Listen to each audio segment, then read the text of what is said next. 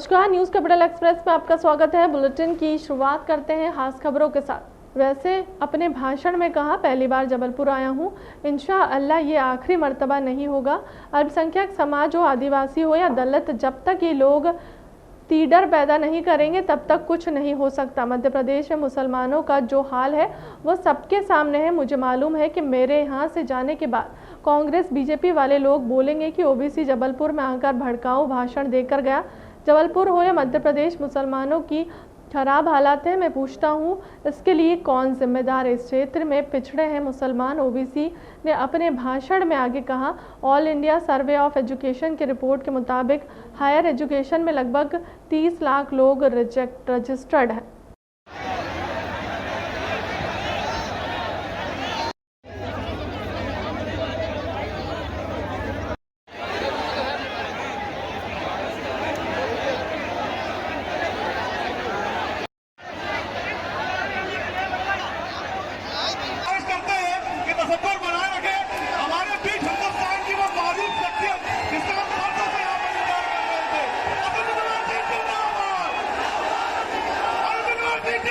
मोहम्मद आरिफ अंसारी साहब मौलाना आजाद वार्ड से उम्मीदवार है।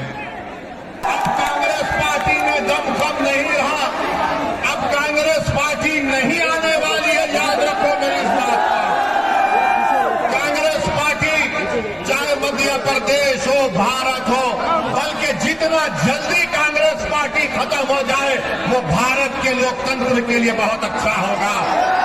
यही कांग्रेस पार्टी, आप बताइए, गुजरात में कांग्रेस के 12 विधायक भाजपा में चले जाते हैं, मध्य प्रदेश से भाजपा में चले जाते हैं, कर्नाटक से भाजपा में चले जाते हैं और इल्जाम लगाते असदुद्दीन ओवैसी के ऊपर। अरे इल्जाम लगाने से पहले अपने गिरेबान में झांक कर देख लो तुमने क्या किया। अगर आज मध्य प्रदेश में मुसलमान परेशान है, आदिवासी परेशान है, दलित परेशान है, तो इसकी बहुत बड़ी जिम्मेदारी कांग्रेस पार्टी पर आयद होती है। यहां पर भी कांग्रेस का नेता है, आप तैयार हो जाइए कि हमारे जाने के बाद कल से ये लोग शुरू कर देंगे प्रोपेगेंडा। अरे ओवैसी की बातों में मत आओ, ये वोट काटने के लिए आया है। मैं कांग्रेस के नेताओं को चैलेंज कर रहा हूं, आपको चैलेंज कर रहा हूं, बताओ मेरे लड़ने से किसका नुकसान, फायदा नहीं। मैं इलेक्शन लड़ता हूं तो जीतने के लिए लड़ता हूं, हार में जाए कोई हारता है। कब तक हम गुलामी करेंगे इन पार्टियों की?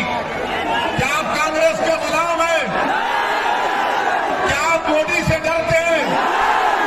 तो फिर अगर भारत से मोहब्बत है आपको, भारत से मोहब्बत है आपको, तो फिर जब मोहब्बत हुए तो उनको नौजवानों मुत्तहिदा तौर पर मंजलिस को कामयाब करो अपने के वोट से। 6 जुलाई के दिन जबलपुर के आसमानों में कुछ नजर नहीं आना सिवाय पतंग के। 15 साल बाद पाकिस्तान से लौटी मुकबधीर बालिका गीता की परिजनों ने किया भोपाल रेल पुलिस का धन्यवाद। कैसे पहुंची गीता पाकिस्तान और कैसे गीता के परिवार को ढूंढा? रेलवे पुलिस ने इसे लेकर रखी गई प्रेस कॉन्फ्रेंस। 8 साल की उम्र में पहुंची थी गीता गलती से पाकिस्तान। तत्कालीन विदेश मंत्री सुषमा स्वराज लाई थी गीता को वापस भारत। इंदौर में एक मुकबधीर संस्था में रही गीता कुछ समय तक। मध्य प्रदेश रेलवे पुलिस ने गीता के संकेतों के आधार पर ढूंढा। गीता के परिजनों को मध्य प्रदेश रेलवे की वजह से मिली, परिवार को गीता, इसीलिए गीता को उसका परिवार रेलवे पुलिस का धन्यवाद करने पहुंचा भोपाल। मुख्य रूप से जो घटनाक्रम है वो तो आपको अभी एसआरपी भोपाल ने बताया वही है। और सन 2000 में ये समझौता एक्सप्रेस में गलती से चली गई थी और वो पाकिस्तान गई और पाकिस्तान से वो जो घटनाक्रम हुआ वहाँ से किसी ने उस पर सोशल मीडिया पे डाला और फिर यहाँ सरकार ने उसको अथक प्रयास किए, उसके पश्चात वो यहाँ पे आई हैं। यहाँ इसमें मुख्य भूमिका ये है कि ये यहाँ पर जब आई तो इन्होंने जो साइन लैंग्वेज में इनको ज्ञानिन को और यहाँ जो संस्था थी उसको जो बताया वो रेलवेज़ की बात उन्होंने बताई, रेलवेज़ है, रेलवेज़ की बात की और ये बात की कि इनका नाम जो है वो कृष्ण भगवान से कुछ मिलता जुलता कुछ चीज़ साइन लैंग्वेज से, तब ये अंदाज़ा लगाया गया कि इनका नाम गीता या राधा कुछ होना चाहिए, और वास्तव में इनका नाम राधा निकला बाद में। और ये जो रेलवेज़ की बात नहीं, राधा इनका ओरिजिनल नाम है, और लेकिन यहाँ पे चूँकि शुरू में गीता समझा गया था, गीता ही तो वही नाम इनका लोग जानते हैं और वही प्रमुखता से हम लोग भी जानते हैं, लेकिन बस वास्तविकता जो है वो मैं बता रहा हूँ। वो इनकी मदर यहीं मौजूद है, और ये पलवड़ी ज़िले में इनको मिला, और इनके घर के पास ही रेलवे लाइन गुजरती है वहाँ से, और इनके घर के पास में एक हॉस्पिटल था, यह हॉस्पिटल का भी इन्होंने इशारा किया था।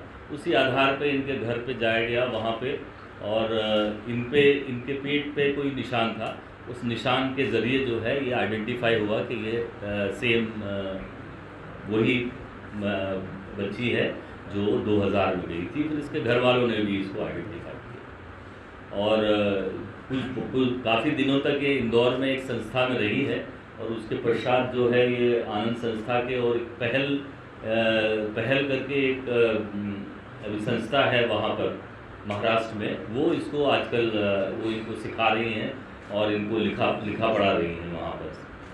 और तो अभी तक यही बात है। तो ये सिर्फ धन्यवाद देने के लिए आज आए हैं, क्योंकि इनको बड़ा सहयोग।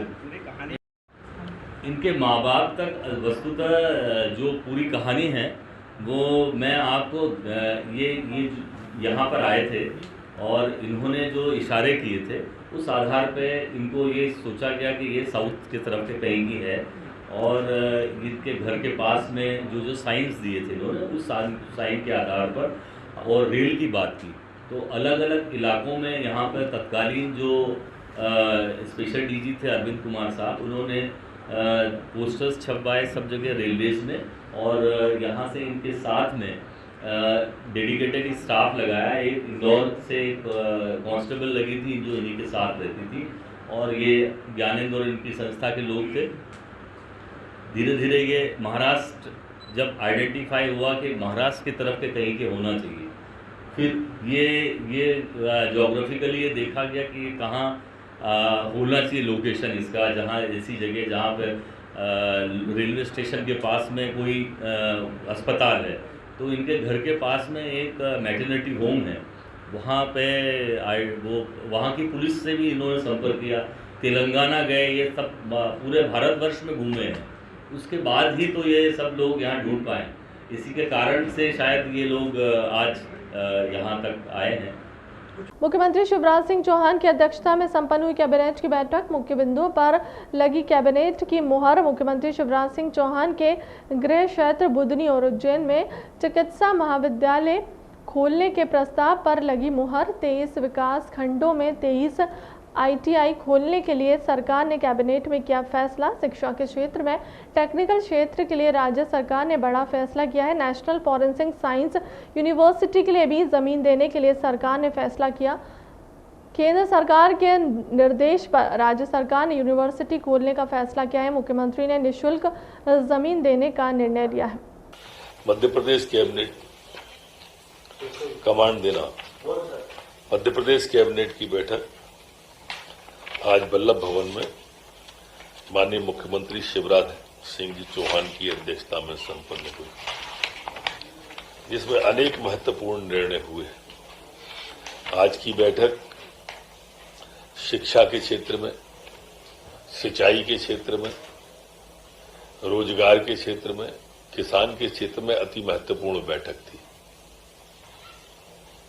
शिक्षा में भी अगर हम चिकित्सा शिक्षा की बात करें तो 2 चिकित्सा नवीन महाविद्यालय उज्जैन में और बुधनी में। आप सबको विदित ही होगा कि उज्जैन में लंबे समय से मेडिकल कॉलेज की मांग हो रही थी। आज मंत्रिपरिषद ने नवीन चिकित्सा महाविद्यालय बुधनी को सैद्धांतिक स्वीकृति दी है और नवीन चिकित्सा महाविद्यालय उज्जैन के अंदर प्रशासकीय स्वीकृति दी है। सिंचाई के क्षेत्र में अगर हम बात करेंगे और शिक्षा के क्षेत्र में बात करेंगे तो दोनों ही क्षेत्रों में आज हम देखेंगे 23 विकास खंडों में नवीन आईटीआई की खोलने का आज कैबिनेट ने तय किया है। प्रदेश के 52 जिलों में 213 विकास खंडों में से 238 शासकीय आईटीआई संचालित हैं, जिसमें प्रदेश क्षमता 44,552 है। प्रदेश के 100 विकास खंड ऐसे हैं जिनमें शासकीय आईटीआई संचालित नहीं है। 54 विकास खंडों में निजी आईटीआई संचालित है और 46 विकास खंडों में न तो निजी आईटीआई है न प्राइवेट आईटीआई है। उपरोक्त विषयों को ध्यान में रखते हुए 23 विकास खंडों में नवीन आईटीआई प्रारंभ करने का आज मध्य प्रदेश की कैबिनेट के द्वारा तय किया है। ये अपने आप में एक बड़ा निर्णय है जो शिक्षा के क्षेत्र में टेक्निकल है। गौ अभ्यारण्य सालरिया सुसनेर जिला आगर के संचालन में गोधाम महातीर्थ पथ मेला लोक पुण्यार्थ न्यास के अनुबंध करने का भी अब तय किया है कि यह हमारा जो गौ अभ्यारण्य मध्य प्रदेश का है उसको संचालित करें और इसको पर्यटन के लिए भी ये विकसित कैसे होगा इस दिशा में भी बढ़ने का आज तय किया है। आज हमारे जो दिवंगत हो गए थे गुना जिले के थाना आरोन में जो 3 पुलिस के जवान, उनको 1 करोड़ की अनुग्रह राशि भी देने का आज कैबिनेट के द्वारा प्रस्ताव पारित किया है। इन तीनों को 1 करोड़ की राशि प्रदान की जाएगी। The Kashmir file state GST से छूट प्रदान करने का भी आज कैबिनेट के द्वारा मंजूरी प्रदान कर दी गई है कि जो घोषणा माननीय मुख्यमंत्री जी ने की थी उसकी उसके लिए कैबिनेट के द्वारा पास कर दिया गया है। निवेश प्रोत्साहन सहायता योजना की प्रभावशीलता में वृद्धि करने का जो पुरानी योजना हमारी चल रही थी उसे नई योजना आने तक कंटिन्यू करने का भी आज कैबिनेट के द्वारा तय किया है।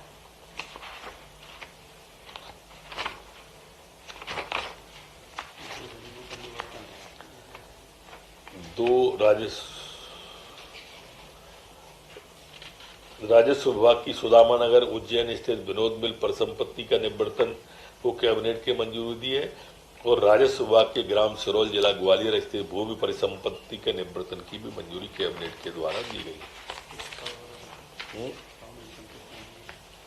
अब तो हो गया। पेंशन धारकों ने ईपीएफओ कार्यालय के समक्ष पेंशन बढ़ाने को लेकर प्रदर्शन किया। एक पत्र प्रधानमंत्री के नाम अपने खून से भी लिखा है, जिसमें उन्होंने यह मांग की गई है कि 200 से लेकर 1200 तक की पेंशन में घर का गुजारा नहीं चलता। चेतावनी भी दी है कि अगर पेंशन नहीं बढ़ाई गई तो आगामी प्रदेश और देश में होने वाले विधानसभा और लोकसभा के चुनाव का बहिष्कार किया जाएगा। अगर बात की जाए तो प्रदेश में 1 लाख के लगभग पेंशन धारक हैं और देश में लगभग 67 लाख पेंशन है। हमारी पूरी हो, चाहे जो मजबूरी हो, हमारी पूरी हो, चाहे जो मजबूरी हो, हमारी पूरी हो।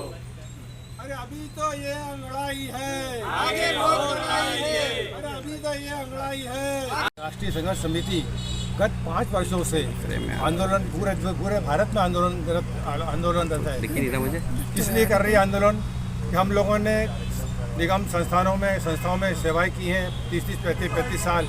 उसके पश्चात हमारे सेवानिवृत्ति हुई है और हमें जो पेंशन वो 200 रुपये से 2,500 तक मिल रही है।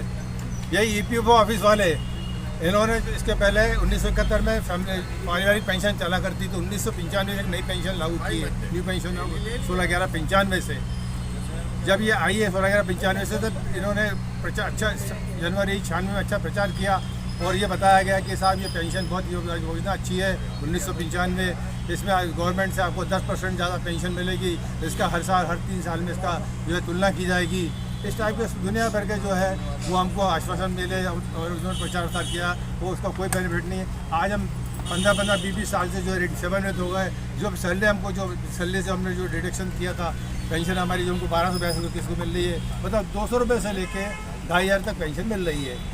आज क्या कराया आज क्या हुए हैं और हम यही बताना चाह रहे थे आप लोगों को, मीडिया को बताना चाह रहे हैं कि हमारी मांगों को आप जो है राष्ट्रीय स्तर पर उठाएं क्योंकि हम लोगों को पेंशन बहुत कम मिल रही है, जिसमें 2 वृद्धजनों का भोजन तो दूर, औषधि का खर्चा भी नहीं निकल पा रहा है। हमने पूरे भारत में हमारे राष्ट्रीय नेतृत्व के संगठन में हमने अपने खून से ज्ञापन पे साइन किए हुए हैं और ज्ञापन हर भारत में हर क्षेत्र के अपने अपने जो सांसद हैं उनके क्षेत्र में उनके माध्यम से माननीय प्रधानमंत्री को ज्ञापन सौंपा गया। अपना नाम बता दो। और माननीय प्रधानमंत्री से हमारी 2 बार भी पहले चर्चा हो चुकी है। उन्होंने आश्वासन दिया था। कितने कर्मचारी हैं? कर्मचारी जो है भोपाल में 1.25 लाख पेंशनर्स हैं और ऑल इंडिया लेवल पर हमारे ये जो संगठन है इसमें 67 लाख पेंशनर्स हैं, जिनके लिए हम संघर्ष कर रहे हैं। मेरा नाम R.A. धारकर, मैं प्रदेश समन्वयक हूँ EPS। जबलपुर इन दिनों परिवहन विभाग और बस ऑपरेटरों की मनमानी सामने आ रही है। बस ऑपरेटर अपनी मनमानी से बाज नहीं आ रहे हैं, वहीं परिवहन विभाग के अधिकारी की मिलीभगत से बस ऑपरेटर मनमाना किराया वसूल करते नजर आ रहे हैं। वहीं ताजा मामला सिद्धार्थ ट्रेवल्स कांकेर बस का है, जहां बीजा डांडी के पास दीपक नाम के युवक की बस संचालक द्वारा टक्कर मारते हुए मौत के घाट उतार दिया गया। जबलपुर शहर में लगातार इस प्रकार की घटनाएं देखने को मिलती हैं। इन पर अंकुश लगाने वाली कोई भी अधिकारी मौजूद नहीं है। परिवहन विभाग के अधिकारी संतोष पाल लगातार अपनी मनमानी के लिए जबलपुर शहर में जाने जाते हैं। बस ऑपरेटरों में मंथली खर्चा इनके पास तक पहुंचता है। मैं दीपक साहू का बड़ा भाई हूँ। मेरे से बस इतनी एक रिक्वेस्ट है सरकार से कि ये जो वाहन चालक हैं अपनी सुविधा अनुसार वाहन चालक चलाए। उन्हीं की थोड़ी सी लापरवाही की वजह से मेरे छोटे भाई की दुर्घटना हुई है ना। उसके लिए जो सरकार और जो अपने बीच भाई है, जो भी अपने संबंधी हैं, जो कष्ट अगर जो भी ये सुविधा अगर करना चाहे बिंदास करें।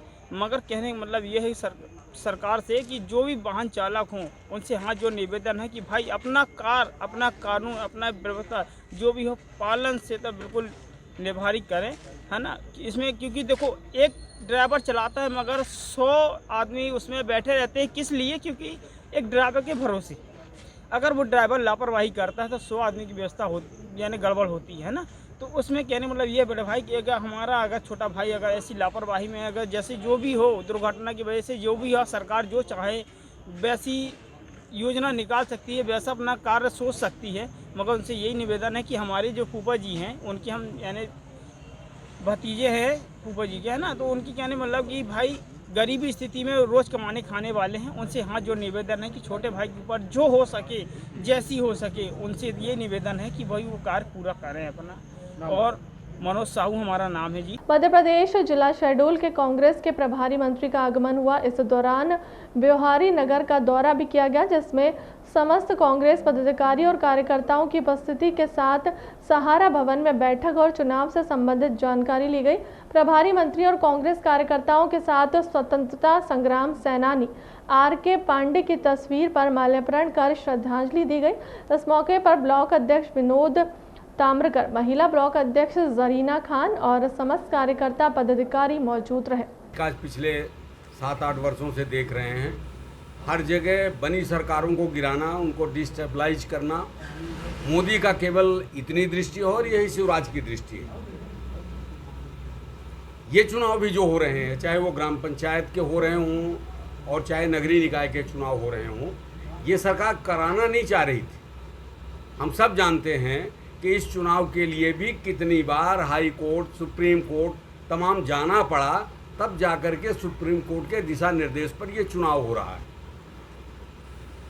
हमारे ब्योहारी में नगर पंचायत के जो चुनाव शुरू हैं, इस पर जिन साथियों को कांग्रेस पार्टी ने टिकट दिया है, प्रभारी होने के नाते हमारा दायित्व था, कर्तव्य था कि सबसे मिलते, बातचीत करते, उनकी कठिनाइयों को समझते और किस तरीके से इस प्रजातंत्र के मूल स्वरूप में हम सब लोग सम्मिलित होकर के और पार्टी को विजय दिलवाएं, ये एक महत्वपूर्ण काम हमारी जिम्मेदारी पर था। उसी दृष्टि से आज हमने पहले देवलौंद में ये बैठक किया, इसके बाद आज उसके पश्चात ये ब्योहारी में चर्चा हो रही है। फिर हमारे धनपुरी में चुनाव है तो धनपुरी इसके बाद जाएंगे। तो एक तरीके से हमारा ये संगठन का एक कार्यक्रम को लेकर के जो आगामी चुनाव होने जा रहा है उस पर इन सब साथियों से मिलना, इनकी कठिनाइयों को समझना, कैसे फेस करना है इस चुनाव को, कैसे मिलजुल करके इस चुनाव को लड़ना है, यही प्रमुख हमारा उद्देश्य है। तो सर आपको उम्मीद है कि जो कांग्रेस के प्रत्याशी हैं वो यहाँ पर जीत करेंगे? नहीं, उम्मीद तो पक्का है, निश्चित है। कांग्रेस पार्टी का कोई आज की तो पार्टी है नहीं, सैकड़ों वर्ष पुरानी पार्टी है और हम समय समय पर हमारे लोग सब साथी जनता के काज के लिए, जनता के काम के लिए संघर्ष करते रहे हैं। आप देखें, कभी बिजली के लिए आंदोलन, कभी पानी के लिए आंदोलन, कभी कोरोना काल आया उसमें संघर्ष करते। तो जो हमारे कार्यकर्ता साथी इस काम को यहाँ बराबर कर रहे थे, आज उसको उसके मूल्यांकन करने का और जनता के बीच में जा कर के जनता से ये प्रार्थना करना कि हमने आपकी सेवा किया है, अब हमें भी पुनः से इस सेवा के लिए आप लोग रिन्यूअल करें, फिर से हमको मैदान में आने का जो पार्टी ने हमको मौका दिया है उसके आधार पर हमको विजयश्री दें ताकि हम आपकी पुनः से सेवा कर सकें। तो उस काम के लिए पूरे साथियों के साथ मिल करके चर्चा कर रहे हैं। 2 दिन पहले अगवा 10 साल की बच्ची का शव हजीरा क्षेत्र में रेलवे ट्रैक पर खून से सना हुआ मिला है। आशंका है कि बच्ची की हत्या उसके रिश्तेदार ने रेप करने के बाद की है। फिलहाल आरोपी फरार है और पुलिस उसकी सरगर्मी से तलाश कर रही है। 26 जून को हजीरा थाना क्षेत्र के शिवनगर गड़ाईपुरा में रहने वाले मुकेश राठौर की 10 वर्षीय बच्ची पलक अपने रिश्तेदार के बाबा कल्लू राठौर के साथ आइसक्रीम लेने के लिए घर से निकली थी। देर रात तक जब वह घर नहीं पहुंची तो सोमवार को परिजनों ने थाने पहुंचकर बच्ची के अपहरण का मामला दर्ज कराया। कल्लू हनुमान क्षेत्र का रहने वाला बताया गया है और रिश्ते में मुकेश का खास मामा है। प्रारंभिक पड़ताल में पुलिस को यादव धर्म कांटे के पास सीसीटीवी कैमरे के फुटेज कल्लू बिल्ली बच्ची को ले जाते हुए दिखाए हैं। इसी के बाद पुलिस ने अपहर्ता की तलाश के लिए फोटो पोस्टर सोमवार शाम जारी कर दिए हैं।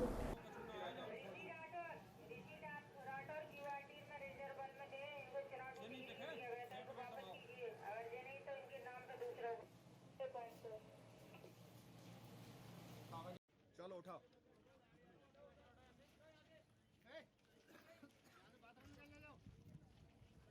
तुम लोग इधर दिखेगी भी नहीं, ऐसे खड़े हो जाओ। तुम वो मत दिखाओ भाई, बॉडी दिखेगी नहीं, दूर से दिख जाएगी वो तो।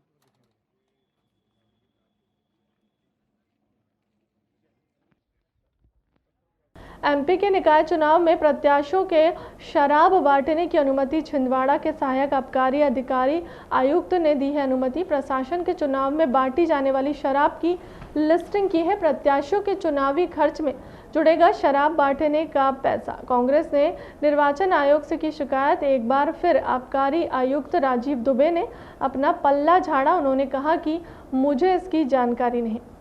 नगरीय निकाय के चुनाव चल रहे हैं, नगर पालिका, नगर परिषद, पंचायतों के चुनाव चल रहे हैं। ऐसी स्थिति में आश्चर्य बात है, भारतीय जनता पार्टी की सरकार द्वारा जहां शराबबंदी की बातें होने की थी, वहाँ शराबबंदी तो दूर की बात है, यहाँ तो शराब को बढ़ावा देने का काम किया जा रहा है। आश्चर्य बात है कि मैंने आज तक कभी नहीं सुना कि निर्वाचन खर्च में शराब की राशि जोड़ने के लिए भी कोई अनुमति दी जाएगी। लेकिन देखिए भारतीय जनता पार्टी का कार्यकाल कि उनके द्वारा छिंदवाड़ा में असिस्टेंट एक्साइज कमिश्नर कोई मिस्टर माधु सिंह भेड़िया हैं, उनके द्वारा एक आदेश जारी किया गया है। उसमें लिखा है कलेक्टर्स को कि निर्वाचन व्यय में मॉनिटरिंग हेतु देशी विदेशी मुद्रा की दरें कहाँ से लागू हो जाएगी। भाई निर्वाचन में मुद्रा की कौन अलाउ करेगा, कहाँ अनुमति मिलेगी, कहाँ स्वीकार होगा खर्च में? ये खर्च में स्वीकार नहीं होता, ये तो अनुशासनहीनता है। और ऐसे देशी या विदेशी मुद्रा फैलाने वाले लोगों पर कार्रवाई होना चाहिए और निश्चित से जिन्होंने आदेश जारी किया उन पर कार्रवाई होनी चाहिए और इस आदेश को तत्काल माननीय निर्वाचन आयोग को रोक लगाना चाहिए। निर्वाचन में देशी या विदेशी किसी मुद्रा को, किसी भी तरह की मुद्रा के लिए अनुमति देने का सवाल ही नहीं है और इसमें हम निःशुल्क से अगर कार्रवाई नहीं की गई तो हम इस पर आगे बात करेंगे और आवश्यकता पड़ेगी तो न्यायालय समझ में जाएंगे। अब तक की खबरों में इतना ही। देश दुनिया की तमाम बड़ी खबरों के लिए बने रहे न्यूज़ कैपिटल एक्सप्रेस के साथ। नमस्कार।